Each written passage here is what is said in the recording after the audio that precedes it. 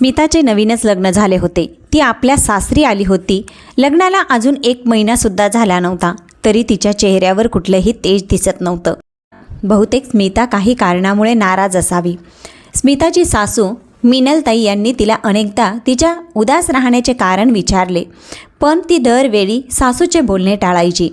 मिनलताईंना असे वाटत होते की बहुतेक नवीन घरात तिचे मन लागत नसावे, त्यामुळे ती सतत उदास राहते. ती जास्त कोणाशी बोलतही नाही. एके दिवशी मिनलताई अंगणात बसल्या होत्या, तेव्हा अचानक त्यांना दरवाजा बाहेर स्मिताचा भाऊ प्रवीण येताना दिसला. तो स्मिताला न्यायला आला होता. प्रवीण आल्यानंतर मिनलताईंनी त्याला पाणी वगैरे दिले. स्मिताने भावासाठी चहा दिला. प्रवीण मिनलताईंना म्हणाला की मी स्मिताला न्यायला आलो आहे. तेव्हा मिनलताईंनी सुद्धा स्मिताला माहेरी जाण्यास नकार दिला नाही. त्यांनी विचार केला, जर स्मिता तिच्या माहेरी गेली तर तिचे मन लागेल, आईवडिलांसोबत राहील तर ती आनंदी होईल आणि तिच्या चेहऱ्यावरची चमक पुन्हा परत येईल. स्मिता माहेरी गेली. संध्याकाळी नितीन ऑफिसवरून घरी आला. तेव्हा मिनलताईंनी त्याला विचारलं, नितीन बाळा, तुझ्यात आणि स्मितामध्ये सर्व काही ठीक तर आहे ना? अरे, ती खूप गप्प असते म्हणून विचारलं. तू तिला काही बोलला तर नाहीस ना? तेव्हा नितीन म्हणाला, आई, मी तिला काही बोललो नाही आणि मला तर काहीच असे काही वाटलंही नाही की ती नाराज वगैरे आहे म्हणून. तेव्हा नितीनकडे पाहत मिनलताई म्हणाल्या, ठीक आहे, बहुतेक माझाच काहीतरी गैरसमज झाला असेल, पण तरीही बाळा, तू एक वेळ स्मिताशी बोलून बघ. बहुतेक ती तुला काहीतरी सांगेल. अखेर ती तुझी बायको आहे. नितीन म्हणाला, ठीक आहे आई, स्मिताला येऊ देत, तेव्हा मी तिच्याशी बोलतो. त्यानंतर दुसऱ्या दिवशी संध्याकाळी जेव्हा नितीन ऑफिसवरून घरी आला, तेव्हा त्याने पाहिले की त्याची आई उदास बसली आहे. नितीनला पाहताच त्या उठल्या. त्यांनी त्याला चहा पाणी दिले. काही वेळाने त्या म्हणाल्या, बाळा, उद्या रविवार आहे, सुट्टीचा दिवस आहे, तेव्हा तू तुझ्या खोलीतील सामान काढून माझ्या खोलीत ठेव आणि माझे सामान तुझ्या खोलीत ठेव. मी तुझ्या खोलीमध्ये राहीन. तो म्हणाला, आई, अचानक असं रूम शिफ्ट करण्याबद्दल का बोलत आहेस तू? सर्व काही ठीक तर आहे ना? तेव्हा आई म्हणाली, अरे बाळा, माझी खोली मोठी आहे ना, आणि एवढ्या मोठ्या खोलीत मी एकटीच असते, आणि आता तुझे लग्न झाले आहे तर मग तुम्हा दोघांसाठी माझी खोली छान आहे म्हणून म्हणत आहे, बाकी काही नाही. तेव्हा नितीन म्हणाला, आई, काही गरज नाही आहे रूम चेंज करायची, जसे आहे तसेच चालू देत. आणि पुन्हा आता स्मितासुद्धा घरी नाही आहे. आपण ती नसताना जर रूम चेंज केली तर तिला खूप वाईट वाटेल. अगं आई, इतर लोक तर स्मिताबद्दल वेगवेगळे बोलतील. ती सून आहे आणि तिने आपल्या सासूच्या खोलीवर कब्जा केला आहे, असे नितीन हसत म्हणाला. त्याचे बोलणे ऐकून मिनलताई गप्प बसल्या. त्यानंतर मायलेकाने मिळून रात्रीचे जेवण केले. पण दुसऱ्या दिवशी सकाळी मिनलताई पुन्हा खोली बदलण्यासाठी नितीनच्या मागे हट्ट करायला लागल्या. तेव्हा तर नितीनला रूम शिफ्ट करावीच लागली. खोलीतील सामान शिफ्ट केल्यानंतर मिनलताई म्हणाल्या, नितीन, अरे, स्मिताच्या बाबांनी लग्नात हा जो सोफा दिला आहे ना, तो सुद्धा तुमच्या खोलीत ठेव. नितीन आईचे असे बोलणे ऐकून दंग झाला.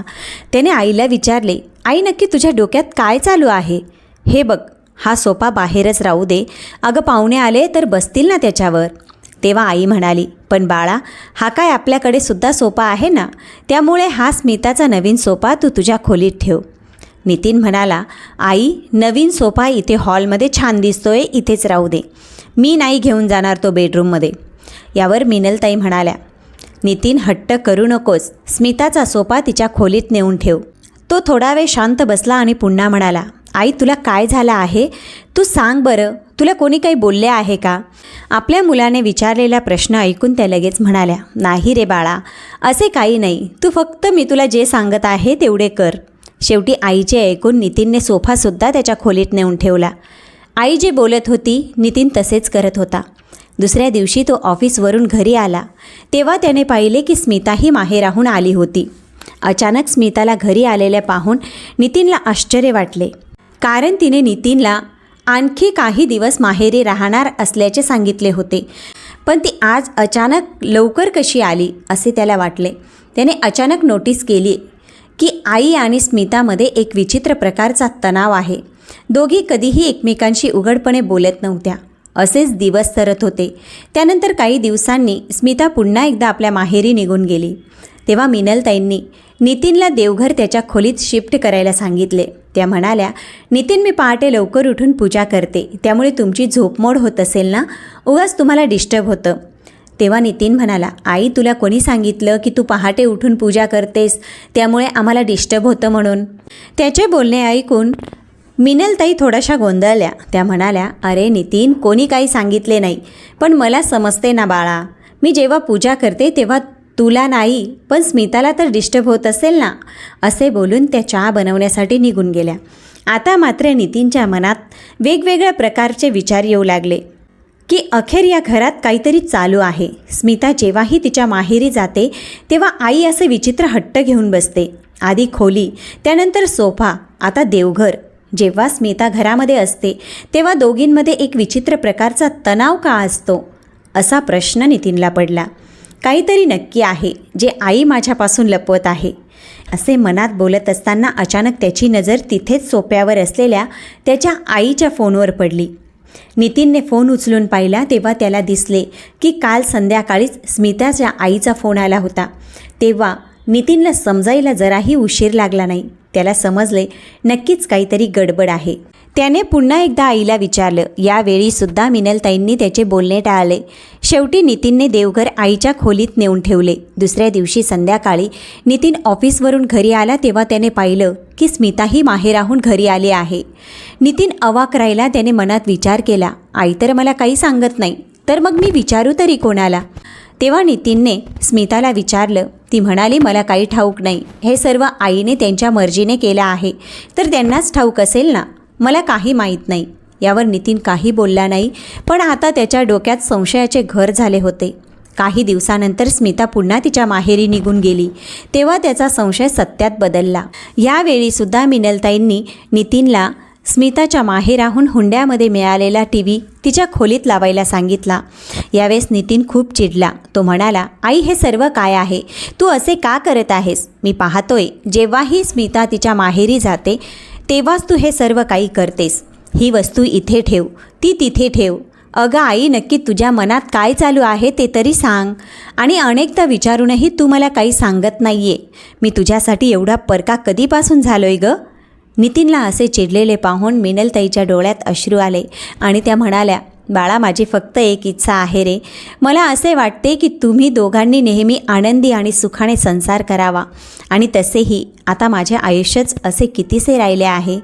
माझ्यामुळे तुझा संसार मोडावा असे मला अजिबात वाटत नाही. आपल्या आईचे असे बोलणे ऐकून नितीन अगदी हैराण झाला. तेव्हा नितीन आईचे डोळे पुसत म्हणाला, आई खरे सांग, काय झाले तुला? माझी शपथ आहे. त्यानंतर मिनलताईंनी रडत रडत जे काही नितीनला सांगितले ते ऐकून त्याच्या पायाखालची जमीन सरकली.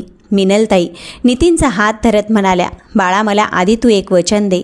तू मला सोडून कुठेही जाणार नाहीस. अरे, मी तुझ्याशिवाय एकटी कशी राहू? तुझे बाबासुद्धा मला एकटीला सोडून कायमचे निघून गेले. आता तू तरी नको जाऊस रे. आणि मला वृद्धाश्रमात सोडू नकोस. मी तुम्हा दोघांनाही कोणताही त्रास देणार नाही. माझ्या मनात तुमच्याबद्दल काही चुकीची भावना नाही, असे म्हणून मिनलताई रडू लागल्या. नितीन म्हणाला, आई, जे काही आहे ते मला नीट आणि स्पष्ट सांग. आणि ऐक, मी तुला सोडून कधीच कुठेही जाणार नाही. मी तुझा मुलगा आहे आणि नेहमी तुझ्यासोबतच राहीन. आणि मी तुला वृद्धाश्रमात सोडेन असं वाटलंच कसं तुला? तू माझा श्वास आहेस. जर माझा श्वास नसेल तर मग जिवंत राहू शकेन का मी? हे बघ, अजिबात रडू नको. मला सर्व काही स्पष्ट सांग. त्यानंतर मिनलताईंनी नितीनला सर्व काही सांगायला सुरुवात केली. त्या म्हणाल्या, नितीन, तुझ्या लक्षात आहे का, लग्नानंतर पहिल्यांदा स्मिताचा भाऊ तिला घेऊन जाण्यासाठी आला होता आणि स्मिता तिच्या माहेरी गेली. मला वाटले की स्मिताला तिच्या घराची आठवण येत असेल, त्यामुळे ती माहेरी जात आहे. पण स्मिता माहेरी गेल्यानंतर तिच्या आईचा मला फोन आला होता. तेव्हा मला ठाऊक झाले की स्मिताने फोन करून तिच्या भावाला बोलावून घेतले होते. तिची आई म्हणत होती, आम्ही आमच्या मुलीच्या लग्नात हुंड्यात दिलेल्या सर्व वस्तू माझ्या मुलीसाठी आणि जावयासाठी दिल्या आहेत, पण तुम्ही तर सर्व सामान हॉलमध्ये ठेवले आहे. फक्त बेड, कपाट, ड्रेसिंग टेबल तिच्या खोलीमध्ये आहे. तुमचे आता वय झाले, तुम्ही त्या सामानाचे काय करणार आहात? हे बघा, आता माझी मुलगी त्या घरात तेव्हाच येईल जेव्हा तिचे सर्व सामान तिच्या खोलीत ठेवले जाईल. मग नितीन, आता तू सांग एवढ्या सर्व वस्तू तुझ्या त्या छोट्याशा खोलीत कशा मावणार होत्या रे? त्यामुळे मी तुला म्हणाले की माझे सामान तुझ्या खोलीत ठेव आणि तुझे सामान माझ्या खोलीत. त्यामुळे स्मिताबरोबर हुंड्यात आलेल्या सर्व वस्तू त्या खोलीत आरामात मावल्या. पण जेव्हा स्मिता दुसऱ्यांदा माहेरी गेली तेव्हाही मला तेच वाटले की तिला तिच्या आईबाबांची आठवण आली असेल, पण तो सुद्धा माझा गैरसमज होता. स्मिता तिथे पोचली की थोड्या वेळातच तिच्या आईचा पुन्हा फोन आला. ती म्हणाली, स्मिताला तिच्या संसारात माझी अडचण होत आहे. त्या म्हणाल्या, तुमचा मुलगा बायकोचे कमी पण आईचेच जास्त ऐकतो, त्यामुळे आमच्या स्मिताला जावई बापू दुय्यम स्थान देतात. हे बरोबर आहे का रे? आता हेच घ्या, त्यांच्या बेडरूमच्या शेजारीच देवघर आहे. तुम्ही रोज पहाटे उठून पूजा सुरू करतात. तुम्हाला असे वाटत नाही का आपल्या मुलाची सुनेची झोपमोड होते? स्मिता जावई बापूंना याबद्दल बोलली, पण जावई बापू तिचे कधी ऐकतात का? तुमच्यामुळे त्या दोघात वाद होतात. हे बघा विहीनबाई, तुम्हाला सांगणे माझं कर्तव्य आहे. तुम्ही तर आत्ताच नव्या सासूबाई झाल्या आहात, पण मला 2 सुनांचा अनुभव आहे. बाकी तुमची मर्जी. नितीन, स्मिताच्या आईने बोलताना तुझेही नाव घेतले होते, त्यामुळे मला वाटले की तुलाही त्यांच्याप्रमाणेच वाटत आहे. त्यामुळे मी तुमच्या बाजूच्या खोलीतील देवघर देखील माझ्या खोलीत शिफ्ट केले. पण आज त्यांनी मला फक्त एका LED सुद्धा खूप काही ऐकवलं. असे बोलता बोलता मिनलताई रडू लागल्या. नितीन बराच वेळ आपल्या आईला गप्प करण्याचा प्रयत्न करत होता, पण मिनलताई काही रडायचे थांबल्या नाहीत. तेव्हा नितीन स्वयंपाक खोलीत जाऊन आईसाठी पाणी घेऊन आला आणि पाण्याचा ग्लास आईला देत म्हणाला, आई, आता मला स्पष्ट सांग, स्मिताच्या आई तुला आणखी काय काय म्हणाल्या?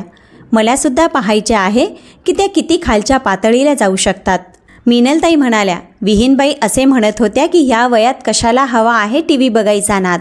अहो, मी माझ्या मुलीसाठी LED एवढ्यासाठी दिला आहे की ते आपल्या खोलीत बसून आरामात सिनेमा पाहतील. पण ते दोघेही त्या LEDचा काही वापर करत नाही, म्हणून तुम्ही ती LED हॉलमध्येच लावून घेतला आहे आणि दिवसभर त्यावर भक्तिगीतं बघत बसता.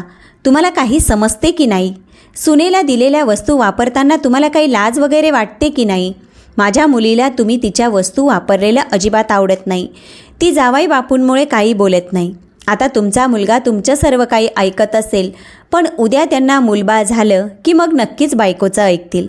मग तेव्हा जर का पाणी डोक्यावरून गेलं तर असं होऊ नये की तुमचा मुलगा आणि सून तुम्हाला सोडून स्वतः कुठेतरी राहायला निघून जातील किंवा तुम्हाला वृद्धाश्रमात तरी सोडून देतील. सर्व चूक तुमची असेल, पण बदनाम मात्र माझी मुलगी होईल. मग आता तू सांग नितीन, मी तुला त्यावेळेस किती समजावले होते की LED तू तुझ्या खोलीत लाव, पण तू माझे ऐकले नाही. मग यात माझी काय चूक आहे? आताही जेव्हा केव्हा स्मिताच्या आईचा फोन येतो किंवा स्मिता तिच्या माहेरी जाते तेव्हा मला भीती वाटायला लागते की आता कोणता नवीन वाद सुरू होईल.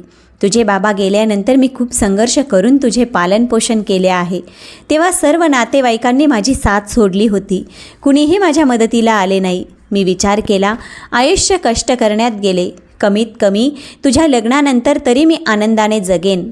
पण खरे तर मला आता खूप भीती वाटते. असे बोलत असताना मिनलताईंचे हात थरथरायला लागले आणि बोलताना त्यांची जीभ अडखळायला लागली. हे पाहून नितीनला आपल्या आईबद्दल खूप वाईट वाटले. त्याच्याही डोळ्यात अश्रू आले. त्याला आता स्मिता आणि तिच्या आईचा खूपच राग यायला लागला. तो मनात म्हणाला, त्या लोकांनी काय अवस्था केली आहे माझ्या आईची. तेव्हा त्याने कसे तरी आपल्या रागाला कंट्रोल केले. नितीन आपल्या आईला दिलासा देत म्हणाला, आई, तुला माझ्यावर विश्वास नव्हता का? तू सुरुवातीलाच मला हे सगळं सांगायला हवं होतंस. त्यातून मी काही ना काही मार्ग नक्कीच काढला असता. तेव्हा त्या म्हणाल्या, नाही रे बाळा, असे काही नाही. ज्या प्रकारे स्मिताच्या आई माझ्याशी बोलत होती, मला वाटत होते यामध्ये तुझीसुद्धा सहमती आहे. 1-2 वेळा विचार केलासुद्धा की तुला हे विचारावं, पण परत मला वाटले की तुम्हा दोघा नवरा बायकोत माझ्यामुळे भांडणे होतील. पण नितीन, यावेळेस विहीनबाई मला खूप जास्तच बोलल्या रे. मिनलताईंनी जे काही घडले ते सर्व सांगितले. तेव्हा तो म्हणाला, आई, म्हणजे याचा अर्थ असा, जर त्या जास्ती काही बोलल्या नसत्या तर मग बहुतेक तू मला कधीच काही सांगितलं नसतंस. पण ठीक आहे, उशिरा का होईना मला सर्व काही समजलं. शेवटी समजले की तू अशी का वागत होतीस. पण आई, आता मात्र मी याचा लवकरच सोक्षमोक्ष लावणार आहे. नितीनचे बोलणे ऐकून मिनलताई घाबरल्या आणि म्हणाल्या, नाही बाळा, तू असे कोणतेही चुकीचे पाऊल उचलू नकोस ज्यामुळे प्रॉब्लेम निर्माण होतील. त्याचा आपल्याला त्रास होईल. माझ्यामुळे तुझा संसार तुटायला नको बाळा. नितीन म्हणाला, आई, संसार कोण्या एका माणसामुळे होत नाही. यात 2 लोकांचे बरोबरीचे योगदान असावे लागते.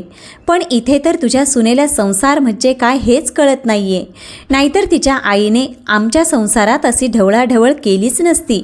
मुलीच्या सासरी काय घडते याची रेघ आणि रेघ जर तिच्या माहेरी समजत असेल आणि माहेरचेही मुलीच्या संसारात लक्ष घालत असतील तर असा संसार कधीच होऊ शकत नाही. आता मला त्यांच्याच भाषेत उत्तर द्यावं लागेल. आई, माझ्यावर विश्वास ठेव. मी आमच्या नात्याला फक्त एक संधी देत आहे.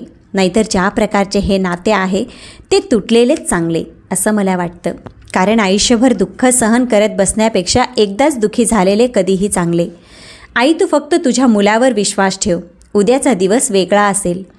दुसऱ्या दिवशी सकाळी मिनलताईंनी पाहिले की नितीनसुद्धा लवकर उठला आहे आणि तो फोनवर कोणाला तरी काहीतरी बोलत होता.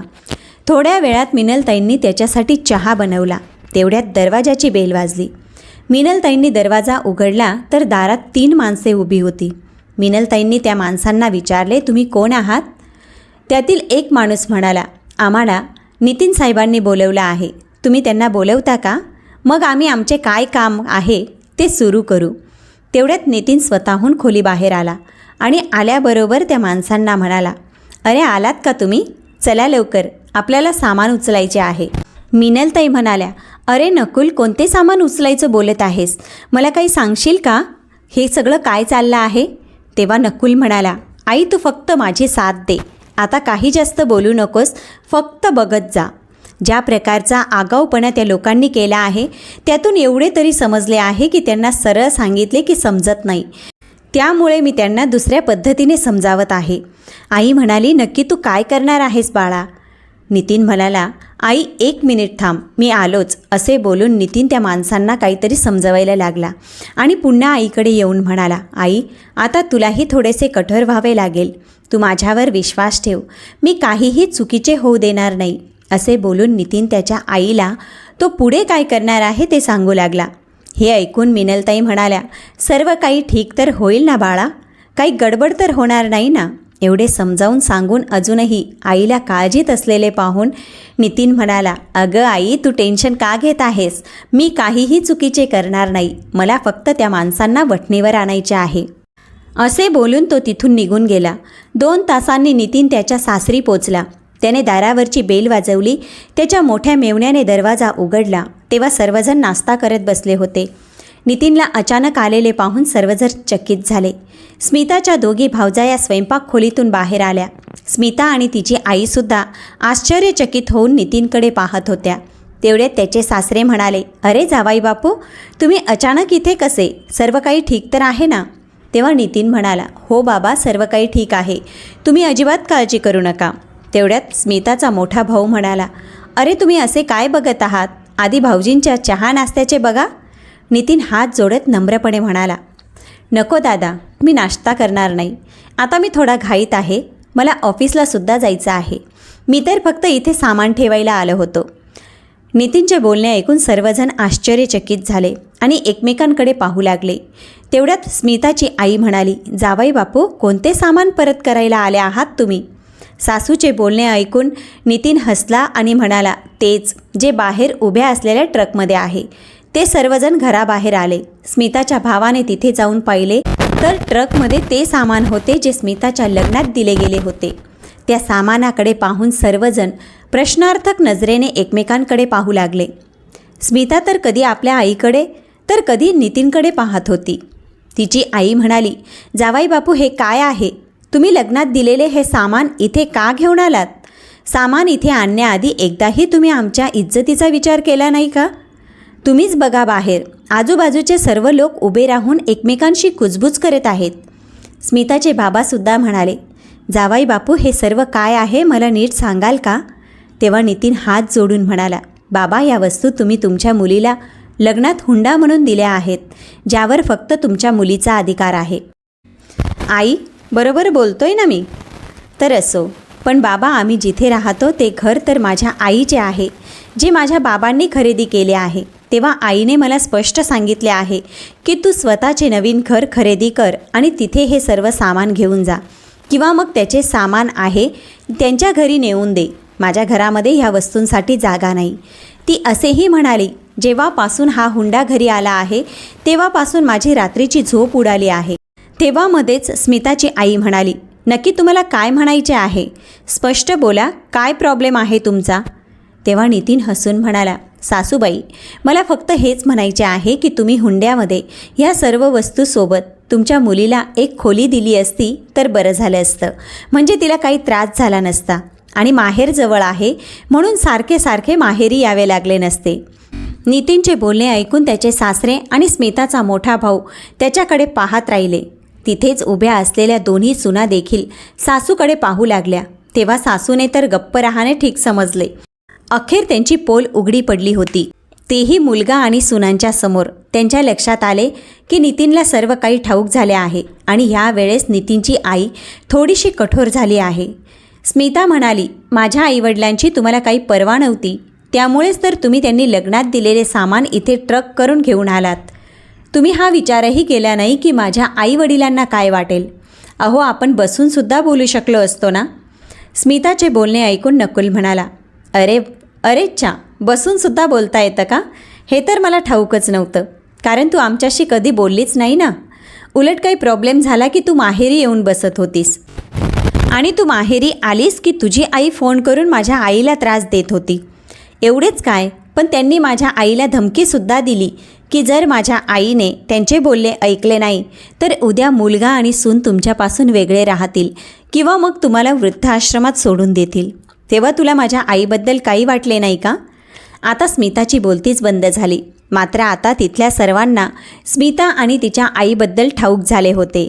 पण एक वडील मुलीचे घर कसे तुटू देतील बरं? त्यांचा संसार मोडू नये म्हणून स्मिताच्या वडिलांनी नितीनसमोर हात जोडले आणि म्हणाले, जावाई बापू, माफ करा आम्हाला. असे वाटत होते की आमची मुलगी आम्हाला भेटण्यासाठी आनंदाने येते, तेही तुमच्या परवानगीने. आजपर्यंत जे काही झाले ते झाले, यापुढे अशी चूक होणार नाही. तुम्हाला आणि विहीनबाईंना त्रास होईल असे कोणीही वागणार नाही. पण कृपा करून ह्या वस्तू पुन्हा तुमच्या घरी घेऊन जा.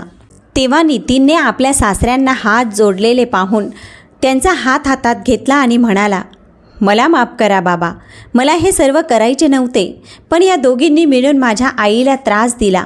या दोघींमुळेच आईच्या डोळ्यात पाणी आलं. मी माझ्या आईला रडताना पाहिले म्हणूनच मी हे पाऊल उचलले.